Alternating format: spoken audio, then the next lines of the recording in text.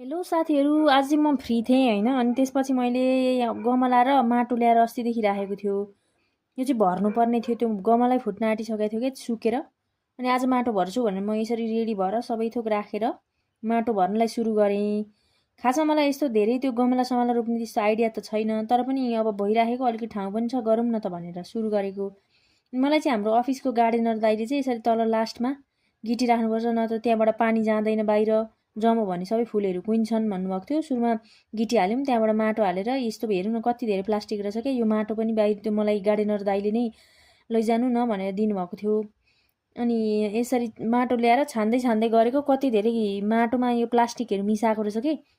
यसरी माटोमा प्लास्टिकहरू चाहिँ फाल्नु हुँदैन, यसले चाहिँ धेरै नराम्रो असर गर्छ। पहिले फालेका यो प्लास्टिक कति वर्ष अगाडिदेखिको नि अहिलेसम्म पचेको छैन, त्यही भएर यो माटोमै फ्यात्त प्लास्टिक फाल्ने काम चाहिँ नगरौँ होइन। अनि यसरी कोकोपिट्स भनेको चाहिँ एउटा यो नरिवलको उयो रहेछ क्या ढुट्टो, त्यो चाहिँ माथिबाट हालिदिए पछाडि चाहिँ यसले पानी चाहिँ धेरै सुक्खा बनाउँदैन अरे, अलिकति ओसिलो बनाउँछ अरे, त्यही भएर यो मैले युज गरेको। अनि यसरी गमला चाहिँ मसँग छन् अझै 1-2वटा, सबै दिउँसोभरि लगाएर भर्नुपर्ने छ। मैले चाहिँ अहिले गर्दैछु। लास्टमा यति मैले गमला भरेर राखेको छु गाइजहरू। अब कस्तो फुल रोप्ने भन्ने पछि भन्छु है त।